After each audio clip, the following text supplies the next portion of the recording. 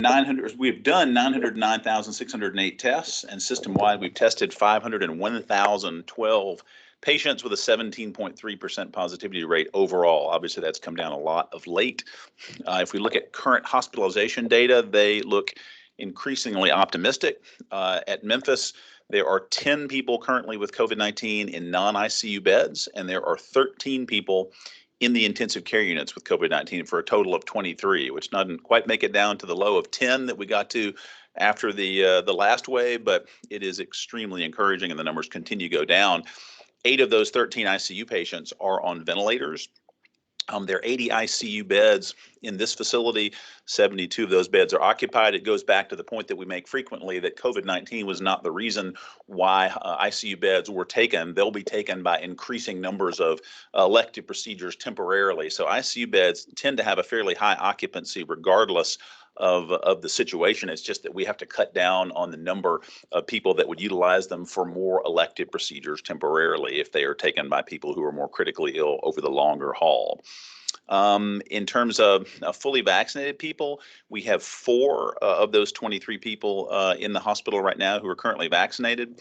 Obviously, the percentages will be less and less accurate as the total numbers go down lower and lower. And for the first time that I recall, we had no new total COVID admits in the last 24 hours, and obviously no fully vaccinated people admitted. If we look at Baptist DeSoto, there are 20 people in non-ICU beds with COVID-19 and 9 people at DeSoto in the ICU with COVID-19 for a total of 29, also coming down nicely. 7 of those 9 ICU patients are on ventilators.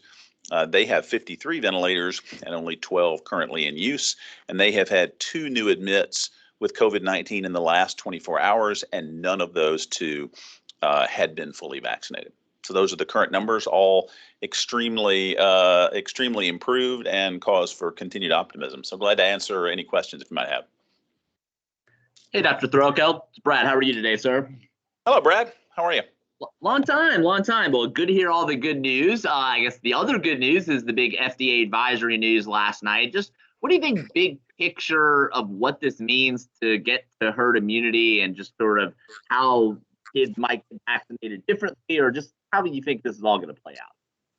Yeah, I think that, obviously there's some very encouraging points of it with the 5 to 11-year-olds being added for availability to vaccine. Obviously, the process is going to play out like we have unfortunately become all too familiar with over the recent weeks, that the full FDA will vote. Almost certainly they will approve it with a near unanimous, it was 1 abstainer, I think, but 17-0 otherwise vote to approve this, to say that the benefits outweigh the risks of that vaccine in the younger kids. So once that happens, it will then go to the CDC vaccine advisory panel, and then Dr. Walensky will take those pieces of advice and give final recommendations for everyone. All that certainly people think will play out for approval, although the CDC could very well make some additional recommendations. For example, a higher recommendation for kids with risks and other things like that. But I think if you look at the big picture, as you're asking,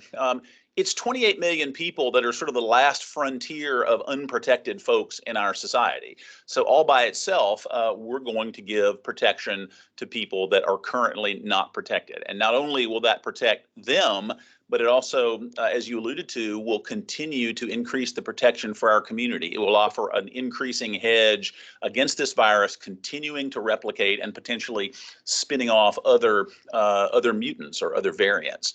The elderly people in families now will have a still lower risk of kids bringing an infection home from school in a form that's symptomatic and or contagious to them. And some of those older folks have diseases that don't allow them to be fully protected from their vaccine, blood cancers and things like that. So that's very important. If you look at what kind of uptake we're going to get, if you look at surveys of parents who have 5 to 11-year-old kids, it's very mixed. There are some who say, I'm going to go out and get it right away. Chiefly, not surprisingly, those are people that got the vaccine quickly themselves. But younger parents in this age group have a lower uptake of vaccine than do older members of the population. So there are a fair number who say we're going to wait and see what happens, much as we saw early on in the pandemic. And then there's some who say we're just not going to do it. And so you're going to get all of that spectrum. And, it's important because people, for example, look at the myocarditis risk that is most prominent in young males, adolescent to young adult males, I would add. And though it's largest in those groups, people don't take into account the fact that there is probably a higher rate of myocarditis in people who get COVID. Furthermore, age 5 to 11 is younger than the average patient who gets myocarditis. Myocarditis from vaccines tends to mimic fairly closely the myocarditis age and characteristics that you get from other viral infections, which is the vast majority of the situations in which we see myocarditis. So not surprisingly, that's the case. And so this age group is actually would be anticipated to have a lower risk of myocarditis, which is widely felt to be the most concerning issue for parents as they think about this. So the other vaccines are likely, to follow. Pfizer, certainly. Pfizer has been a couple of months ahead of other companies in their production of this, and mostly the other ones follow in similar fashion. But I think it's very important to realize that the other concern that people voice is that thousands of people were tested in this population, and does that really give you enough information to then generalize that to millions of kids? And the answer is that there is never enough information for a lot of people. And I say that because we tend to forget the risk of the placebo side of a trial. So doing 6 more months of waiting and a larger trial with more flips of the coin, deciding a lot of kids getting placebo, we have seen what happens in this situation before. One commonly cited example is the polio vaccine. It was demonstrated to be very effective, but at first, the science sort of world was not satisfied with that protection. And so a very much larger trial was undertaken. But during that trial, it's important to point out that 16 kids died, and in the 30s, I think 36 or so, were permanently paralyzed during that trial because their coin came up tails and not heads, and we were continuing to do the trial. All of those cases were in the placebo group. So I think we have to be careful that more information doesn't always make us safer, particularly when the vaccine is over 90% effective. The more effective a vaccine is, the more that affects the safety. Because if you can show something is very effective, you're getting some safety problem just by not getting the vaccine. And from what we've seen, that easily overwhelms any sort of risk of getting that vaccine. So again, I think we've had 737,000 deaths in the United States. I think this is a way to get at to get at the best part of the population that is not yet protected. It's very effective in that population and will have spin-off effects to protect the rest of that population as well.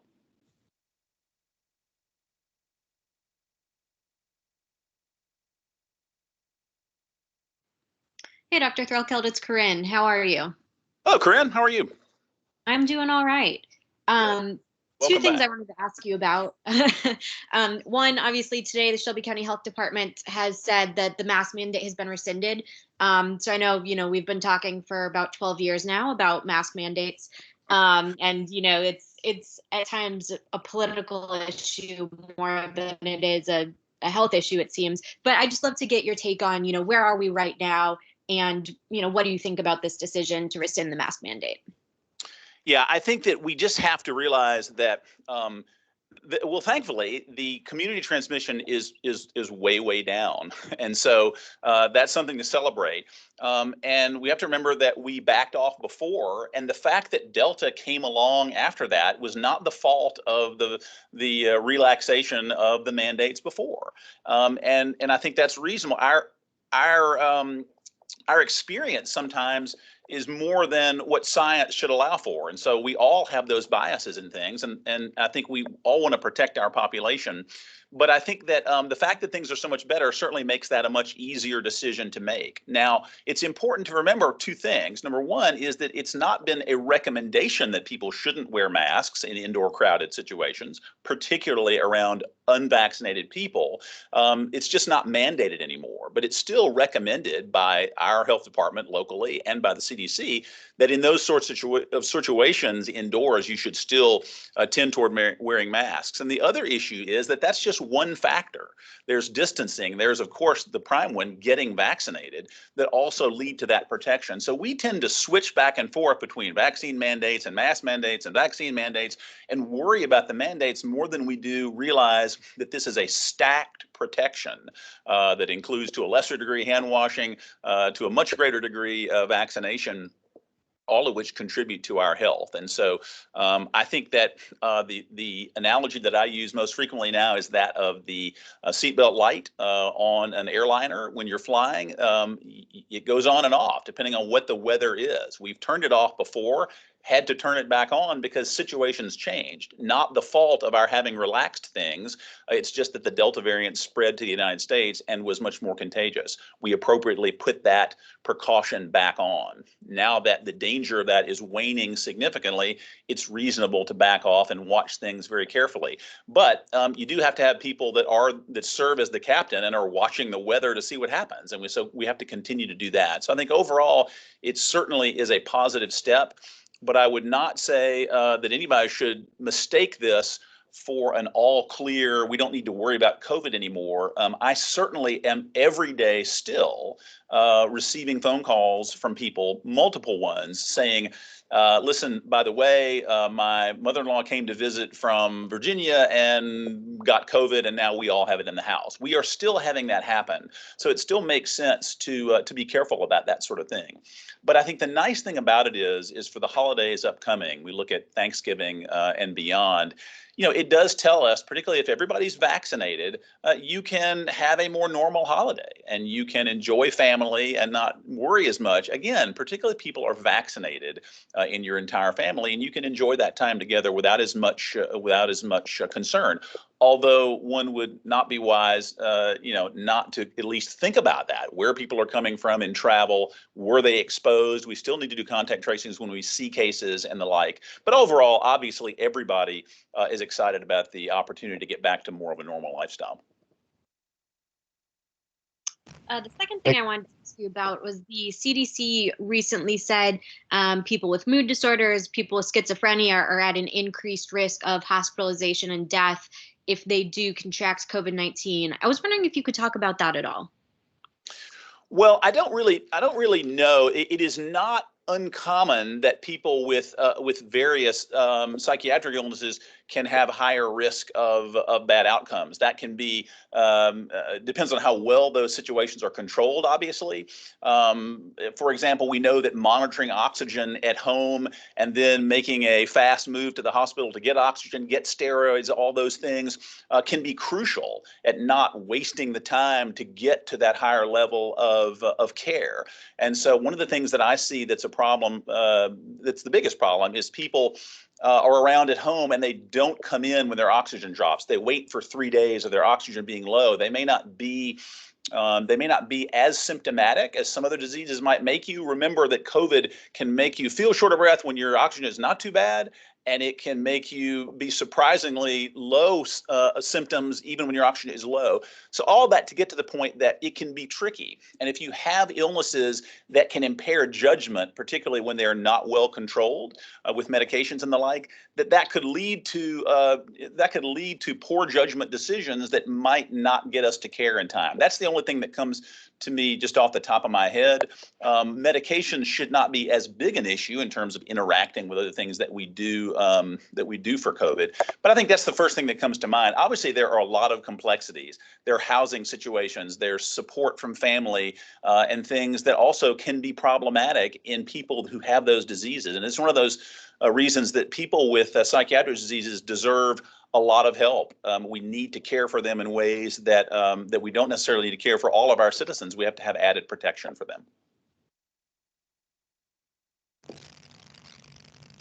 Hi there, Doctor. Alex Coleman. How are you? Hey, Alex, how are you? Doing well, thank you. Wanted to go back to younger kids and vaccines. Are we likely looking at 1 or 2 doses of the vaccine or a booster shot? And in some cases, are we still seeing these days kids being able to contract COVID more so than once? What are we seeing out there with that? Yeah, so right now the approval for Pfizer is 2 doses, 3 weeks apart, much as we've seen in adults. The dose is what is different. It's a 10 microgram rather than the 30 microgram, or a third of the dose, which thankfully in those trials with thousands of kids showed a very nice immune response. Obviously, 5 to 11-year-olds tend to be smaller than the adult population that was tested. And sometimes they do a better job of generating an immune response, even so.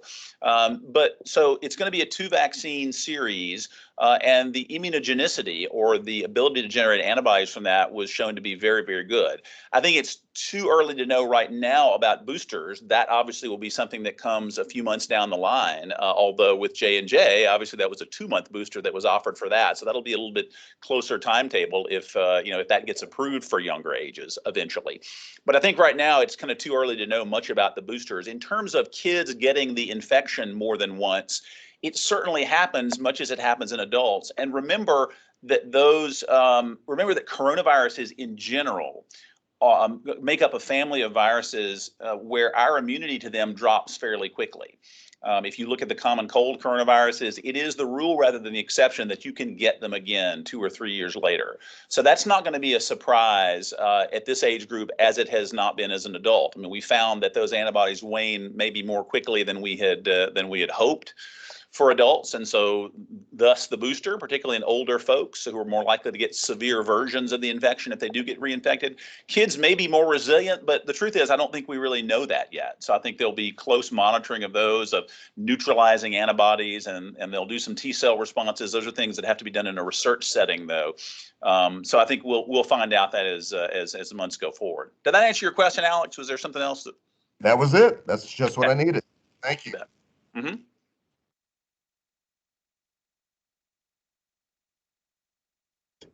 Dr. Threlkeld, can you talk about hospital utilization? Kelly Cook with Channel 5 asked about the COVID numbers. She saw that the numbers in hospitals are around 7%, but ICUs are 90% full. Yeah, and so I think the simple reality there is that the ICUs are not full of COVID cases anymore, but they still fill up very quickly with generally more transient occupants. So, for example, if you have more ICU beds open, you have more capability of doing elective or semi-elective heart surgeries, that you might replace a heart valve, and that person may be in the ICU for 4 or 5 days. But typically you can count on them moving forward and down to a step-down bed and to a regular bed after a much shorter course than a COVID patient who may be in the ICU. We have people on ECMO, the artificial heart-lung machines, in the ICU for weeks, months even. And so that's where you get the situation where you have less discretionary use of your ICU beds. And so you really have to take care of those people for weeks on end, and that limits your ability to do some of those other things.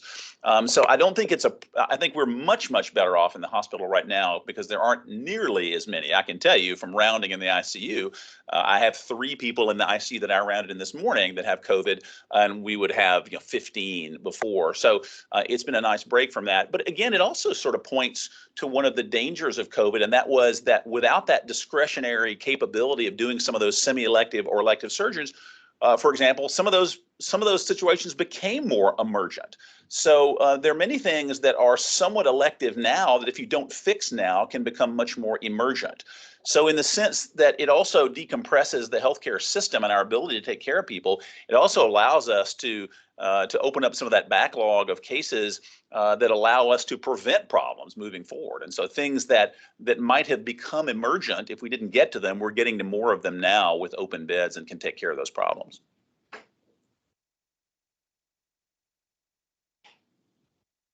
Any other questions?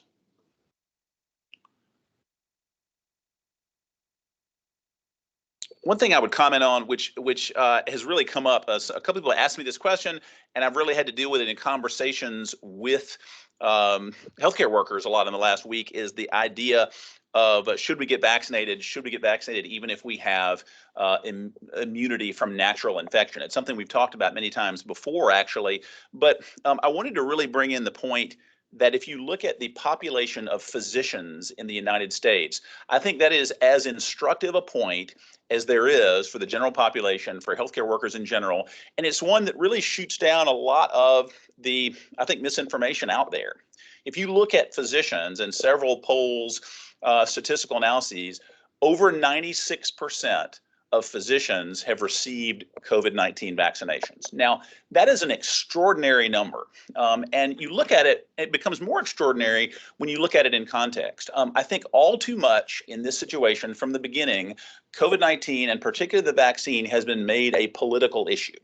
And in discussing this with a healthcare worker the other day, I asked, look, physicians have historically at least been fairly monolithic in their more right-wing tendencies, Republican tendencies, for example. That has changed in recent years to where it's roughly a 50-50 split when you look at the political dynamics of the physician population in the United States. By no means is there a particular majority on either side right now. All that said, there is more than 96% majority in people who have the most education, presumably, about these issues. You can't find a 96 or 97% majority on almost anything in the United States.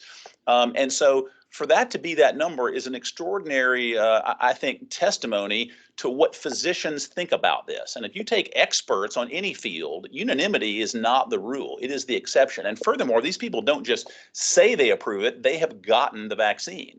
And not to mention, about 45% of the people that were polled in one large series said they still intended to get the vaccine. This was back in June when one of those polls was taken. So I think that it's an extraordinary, I think, testimony. All the time, I get people asked to ask me the question, well, what would you do if this is your family member or your mother in my situation? Physicians sometimes are slightly offended by that question because that almost presupposes that they're not giving that person the same advice that they would do for their families. But in this situation, physicians are giving the same advice as what they have done themselves to protect them and their families around them. So I hope that rather than being a left versus right issue in this situation, it may simply be an issue of more educated on the topic versus less educated on the topic. And there are a lot of physicians that read about this extensively. Some even do a lot of research on the topic. And by that, I mean actually lab research and clinical research on it. And to have that degree, I hope, is not just an example, but I hope it's an instruction to people out there. People going out and getting vaccines themselves are not people who are doing something to pull the wool over somebody else's eyes. And the final objection I would sort of typically get is, what about those people, the physicians that bravely come out against the majority? Well, bravery, maybe, but at the same time, when you're talking about 3% of the physician population, some of them are well-dressed and articulate and so forth, but, we can all debate on the motivations of people in this, but when, again, that small a minority, I think we have to really look at the unanimity, which is beyond what you will find with almost any other issue in the United States. Dr. Threlkeld, this is Brandon with Channel 5. I had a quick question about boosters. I know there was some debate among medical scientists on whether boosters should be approved for the general population, especially if somebody's already been vaccinated. Can you talk a little bit about that? Because I know that some people are very hesitant to get a booster because they worry about, increasing their risk for side effects and things like that. Sure. Well, it is interestingly among the most controversial issues. I don't mean politically or emotionally, but when you really look at the data, the booster issue has been the thing that has generated the most discussion and the most, I think, lack of unanimity among experts about this topic. I think if you look at the issues involved kind of on both sides, I mean, yes, it does seem to cut down the numbers of asymptomatic to minimally symptomatic infections in people who've already received the vaccine series. In the oldest population and people who are immune suppressed, and we can sort of include that oldest population in people who are relatively immunosuppressed, it does seem to cut down on their infections. And some of those people can have more serious infections. We saw this in the Israeli data. That's what really started the discussion. And certainly we have seen people in the elderly population who've gotten quite ill from COVID-19 after being vaccinated. So those people Remember, we already approved the people who were immunosuppressed to take an extra shot. That's in little doubt. What is much more unclear is the people at younger ages. Now, people over 18 who live in long-term care facilities, who have clear medical problems such as immunosuppression, and again, that group has already been dealt with essentially, and slightly more controversially, those who work or live in really high-risk settings for for getting infected, for exposure to that virus. All of those were approved for boosters. And I think the most difficult group would be those who are under 65, who are in that gray area. They may not have any predisposing issues for severe illness. And the reason that becomes controversial is the other side of the argument, and that is that everybody who's gotten all three of the approved vaccines in the United States seems to be very nicely protected against more severe versions of this infection. Severely ill, hospitalized, death. All of those things tend to be very rare in people who have completed the primary vaccine series, with or without a booster. So why get the booster in that population? Well, the reasoning might be that it does seem to cut down on less severe, maybe even asymptomatic infections, and may in fact put one bite or two into the amount of virus that spreads throughout the community. It probably will do that for a limited period of time, 6 to 12 months. We don't really know. But I think that the main thing is that people are already protected against severe illness, hospitalization, and death without the booster. And if you're at low risk for that, obviously there's less of a concern. And if you couple that with the fact that the WHO really wants this country and other countries in the West to give as many vaccines as possible to countries who haven't gotten the first and second vaccines, because that is a clear risk for increased circulation of the virus and therefore possibly the emergence of variants that could be more resistant, that could then swim back and bite us, in that our immunity wouldn't be as effective anymore. All of those are valid points, and how they shake out as for recommendations by the CDC have been, as I say, among the most controversial situations. What's clear is that people in the oldest age groups and people who have immune deficits benefit from a booster shot, because it does cut down on that illness. I got a booster shot. Why? I'm not in a particularly high risk group, but I am around people constantly who are. I take care of the heart transplant patients and to a lesser degree bone marrow transplant patients. And so if I get an asymptomatic to minimally symptomatic infection, I could pass that along to someone that could result in a catastrophic illness in them. So for that reason, I think it's worthwhile. And so in that instance, I do favor folks who are at low risk because of the population that they work in. They're more likely to be exposed, and they're more likely to have a high consequence of their infection to people around them. And I think that's very important. I would say as a spin-off point, one thing that's a relatively high emotional issue for me is the idea in healthcare workers who have been infected. They say that, well, I'm protected, and so I don't need to get the vaccine. And that's been a common argument nationally. It's slightly different from what you're asking, I realize, but I think it's very important. We've said many times that if you're previously infected, you can add to your protection from mild to minimal disease a factor of 2 to 3-fold. And if you cut down the number of infections by 2 to 3-fold, then you cut down those infections that you could pass on to someone else. And I think, frankly, in healthcare workers, that is an extraordinarily important thing. You're around people that you could harm with that. And again, my personal opinion, all my own, is that if that doesn't make you lose sleep at night, you should think about another line of work, because we need to be concerned about the people that we take care of. And I think cutting that risk of harming them by 2 to 3-fold is a very important thing. Again, that's more the extra vaccine over natural infection. But again, finally, to circle around to your point, I think that you do gain some benefit at preventing infections beyond just severe infections from the boosters. And that could have at least a temporary effect as we try to really beat this virus down at the end of the Delta wave. And so in that sense, they can be very helpful, but by no means is there the unanimity about the need for that in younger, healthier people as there would be in the folks at a higher risk population. And do we know how long the immunity that we get from a vaccine lasts at this point? Well, it's hard to get ironclad data about that, but certainly if you look at neutralizing antibodies waning, and part of the difficulty is that regular antibody levels, the ones that you can measure in cheaper, more widely available assays, don't really predict much. They just don't clearly tell us how at risk you are for generating infection or severe infection again. And that's why it's been difficult to make those recommendations. You can do neutralizing antibody assays that are better. But what we still don't know is, as those neutralizing antibodies go away, what does your memory B cell and your T cell memory immunity do to protect you? Those are very expensive, research-based, harder assays to do. You certainly can't do them in larger population-based studies, but they tend to protect us very well. It's probably why those vaccines continue months later, even without a booster, to prevent severe disease.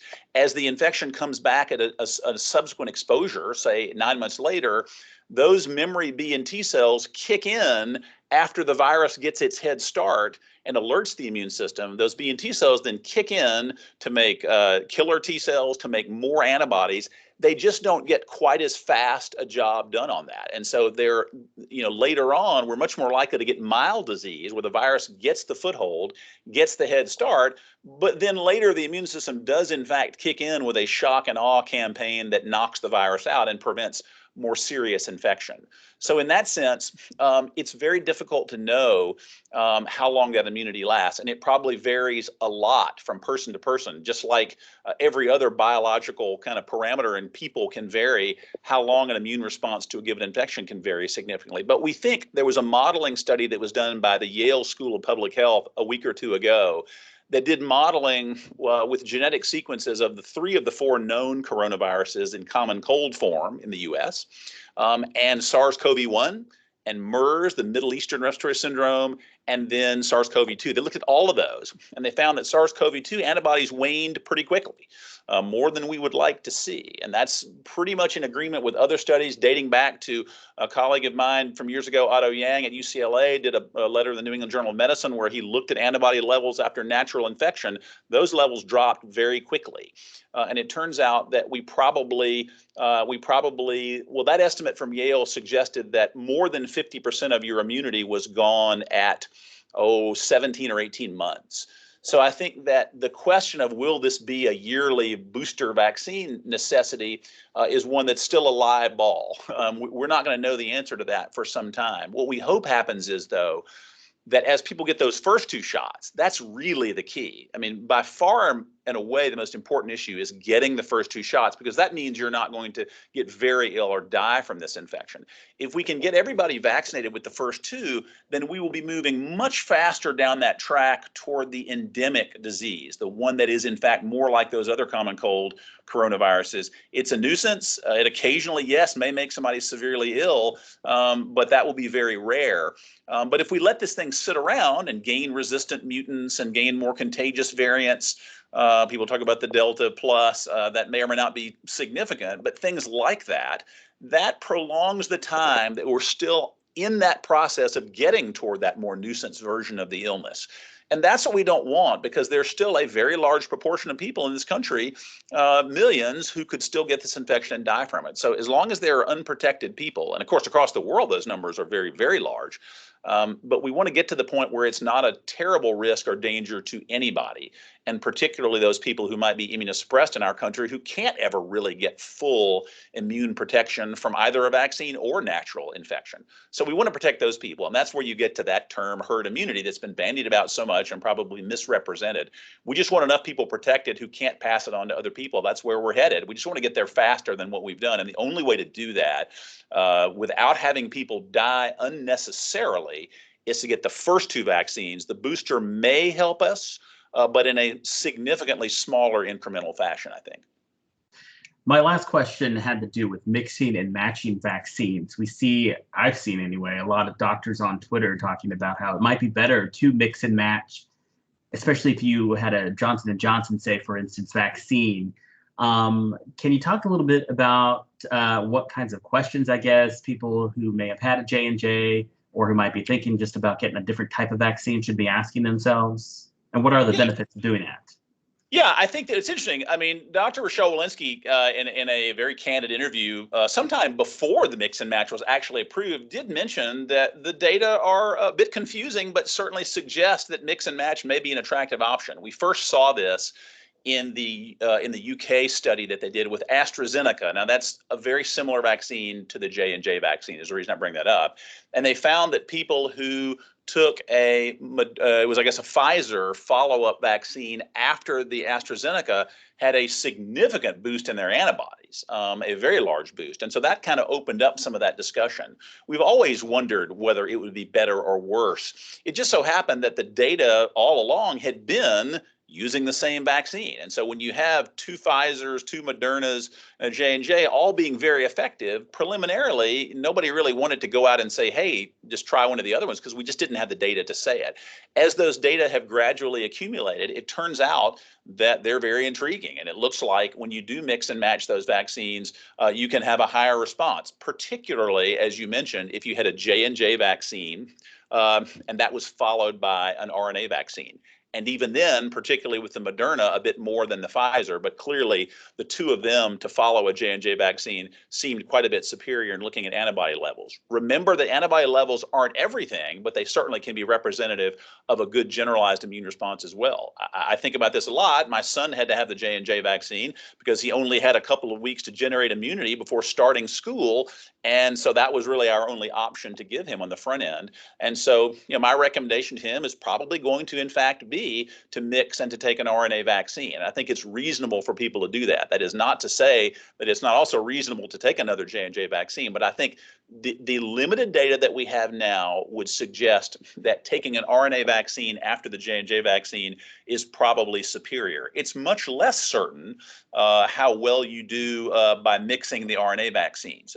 The suggestion was that a Moderna as the second vaccine did the best. But these were relatively small numbers, so I think it's very difficult to be really, really definitive about it. But I would say that it's certainly, they seemed safe to do that. There didn't seem to be any safety signals that we would have a problem with that.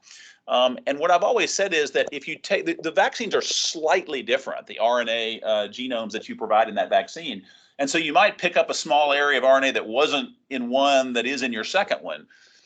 Does that help or hurt? I don't know, because we found that one vaccine doesn't do the job against Delta, for example. So does getting just one vaccine with a little extra of the RNA that didn't get from the first one, this gets pretty technical, but that's the point.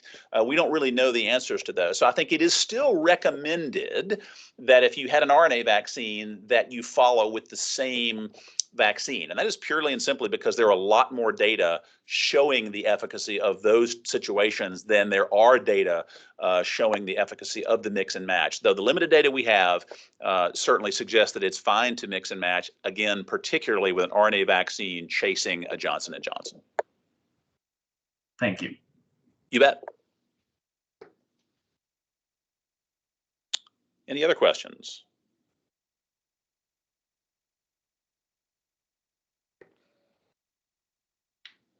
Okay, thanks very much. Have a great weekend.